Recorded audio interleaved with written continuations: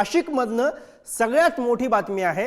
गांजा तस्करी प्रकरणी शिंदेंच्या शिवसेनेच्या माजी पदाधिकारी यांना अटक झालेली आहे। नाशिकच्या शिंदेंच्या शिवसेनेच्या माजी पदाधिकारी लक्ष्मी ताठे यांना या सगळ्या प्रकरणात अटक झाली आहे। नाशिकच्या पंचवटीमधनं तेलंगणा पोलिसांनी ही अटकेची कारवाई केलेली आहे। लक्ष्मी ताठेंचा मुलगा विकास ताठेला सुद्धा तेलंगणा पोलिसांकडनं अटक करण्यात आलेली आहे। ही मोठी कारवाई म्हणून याकडे बघावं लागेल। राजकीय कनेक्शन या सगळ्या गांजा प्रकरणाचं समोर आलेलं आहे आणि या प्रकरणामध्ये शिंदेंच्या शिवसेनेच्या माजी पदाधिकाऱ्यांना अटक झालेली आहे। आणि याच विषयी आपण अधिक बोलूया। प्रतिनिधी किरण ताजणे थेट नाशिकवरून आपल्या सोबत आहेत। किरण, मोठी कारवाई म्हणून याकडे पाहावं लागेल, कारण यापूर्वी सुद्धा लक्ष्मी ताठे हे नाव बऱ्याच अर्थाने बऱ्याच प्रकरणामध्ये चर्चेत आलेलं नाव। गुरु, अगदी खरं। आपल्याला माहिती आहे की लक्ष्मी ताठे यांना 2018-2019 दरम्यान नाशिकच्या स्थानिक गुन्हे शाखेच्या माध्यमातून अटक करण्यात आलेली होती। तेव्हा देखील लक्ष्मी ताठे यांच्या गोडाऊनमध्ये तब्बल 690 किलो गांजा पकडण्यात आला होता। त्यानंतर त्यांच्या जावयांना देखील अटक करण्यात आलेली होती। एकूण जवळपास त्यावेळेला 4 ते 5 जणांना लक्ष्मी ताठे यांच्या सहित अटक करण्यात आलेली होती। त्यांची जेलवारी देखील या सगळ्या गांजाच्या तस्करीमध्ये झालेली होती। आणि असं सर्व असताना लक्ष्मी ताठे यांची दुसरी एक बाजू जर बघितली तर त्या नेहमी सत्तेत असलेल्या पक्षांना चिटकून राहिलेल्या आहेत। आणि याच दरम्यान जर बघितलं तर लक्ष्मी ताठे या ज्या पदाधिकारी राहिलेल्या आहेत त्या शिवसेनेच्या राहिलेल्या आहेत। नंतरच्या काळामध्ये शिवसेनेत उभी फूट पडल्यानंतर त्या शिंदेंच्या शिवसेनेत गेल्या। नंतरच्या काळामध्ये त्या प्रमुख पद मागण्यासाठी ज्या वेळेला बैठकीमध्ये त्यांनी मागणी केली होती त्या सगळ्या दरम्यान राडा देखील झालेला होता। 2 महिला पदाधिकाऱ्यांमध्ये राडा झाला आणि त्यानंतर प्रकरण पोलीस ठाण्यात गेल्यानंतर शिंदेंच्या शिवसेनेमधनं त्यांची हक्कलपट्टी देखील करण्यात आली। मात्र या सगळ्या दरम्यान जर बघितलं तर आत्ताच्या घडीला तेलंगणामधलं गांजा तस्करीचा रॅकेटचा कनेक्शन हे नाशिकशी उघड असल्याचं या ठिकाणी प्रथमदर्शनी दिसून येत आहे। यामध्ये ज्या लक्ष्मी ताठे आहेत त्यांच्या मुलाला देखील अटक करण्यात आलेली आहे। पेट्रोल परिसरामध्ये राहणाऱ्या लक्ष्मी ताठे यांच्या नांदूर नाका परिसरामध्ये गोडाऊनमध्ये मागील काळामध्ये ज्या गांजाचं जे घबाड सगळं समोर आलं होतं त्यानंतर लक्ष्मी ताठे या चर्चेत आल्या होत्या। नंतरच्या काळामध्ये त्यांनी शिवसेनेत प्रवेश केला, त्यावेळेला देखील त्या चर्चेत आलेल्या होत्या। आणि आता जर बघितलं तर मध्यंतरीच्या काळामध्ये गांजाच्या तस्करीच्या संदर्भामध्ये जून महिन्यामध्ये तेलंगणा पोलिसांनी दामेरा या ठिकाणी जी कारवाई केली होती त्या कारवाईच्या तपासादरम्यान बीड आणि अहमदनगरमध्ये 2 जणांना अटक करण्यात आली आणि त्या 2 जणांनी लक्ष्मी ताठे यांच्या माध्यमातून गांजाची तस्करी सुरू असल्याची एक प्रकारे कबुली दिली। आणि त्यानंतर थेट तेलंगणा पोलिसांचं पथक हे नाशिकमध्ये आलं आणि त्यानंतर या सगळ्या दरम्यान पंचवटी पोलिसांशी संपर्क करून लक्ष्मी ताठे आणि त्यांचा मुलगा विकास ताठे यांना अटक केलेली आहे। एकूणच या सगळ्या गांजा तस्करीच्या प्रकरणामध्ये आता जे राजकीय कनेक्शन आहे ते देखील आता उघड होताना आपल्याला बघायला मिळालं। मागील काळामध्ये त्यांना जेलवारी झाली होती।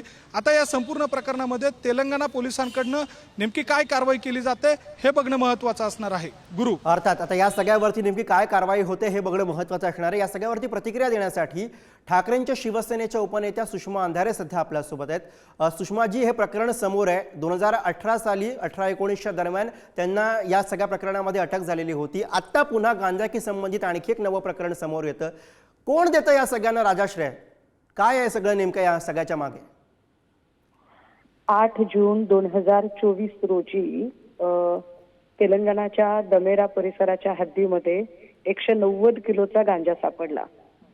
आणि या 190 किलोच्या गांजाचा नेमका कुठून उगम आहे, काय आहे यावर जेव्हा तिथले पोलीस फार तत्परतेने कामाला लागले आणि त्यांनी तपास सुरू केला तेव्हा त्या तपासामध्ये त्याचे जे धागेदोरे आहेत ते नाशिक पर्यंत येऊन ठेपले आणि त्यात या शिंदे गटाच्या महिला पदाधिकाऱ्यांचा त्यांच्यावर अटकेची कारवाई झाली।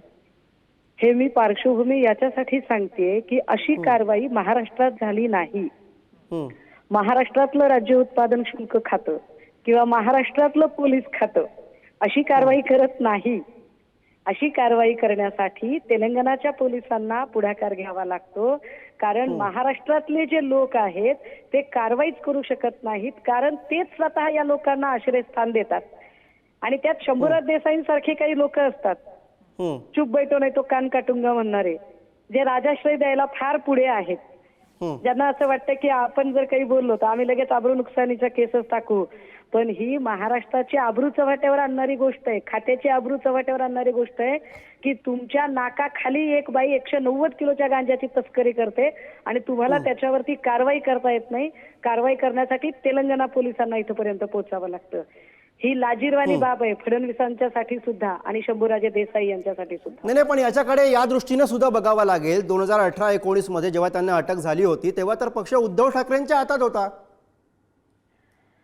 एक लक्षात घ्या, ज्या काळात त्यांना अटक झालेली आहे किंवा त्या काळात त्यांच्यावरची जी काय जेलवारी आणि काय ज्या भानगडी आहेत त्यानंतरही आता मधल्या काळातही या बाई शिंदे गटाला कनेक्टेड आहेत.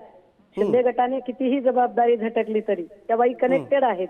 त्याचे रिसेंट फोटोग्राफ आपल्याला हवे असतील तर नाही, बरोबर. जबाबदारी कुणी पाठवतील. झटकू नये, जबाबदारी कुणी झटकू नये, कारण शेवटी जेव्हा गांजाचा प्रश्न येतो, अशा गंभीर गुन्ह्याचा प्रश्न येतो, तेव्हा मुद्दा हा सगळ्या तरुणाईच्या भवितव्याचा असतो. आणि याचविषयी अधिक बोलण्यासाठी प्रतिनिधी पंकज दळवी सध्या आपल्यासोबत आहेत. आपण त्यांच्याकडे जाऊयात. पंकज, कधी काळी सत्ताधारी पक्षासोबत असणाऱ्या, त्या पक्षामधनं हकालपट्टी झालेल्या नेत्या आणि त्यांचं समोर आलेलं हे गांजा कनेक्शन,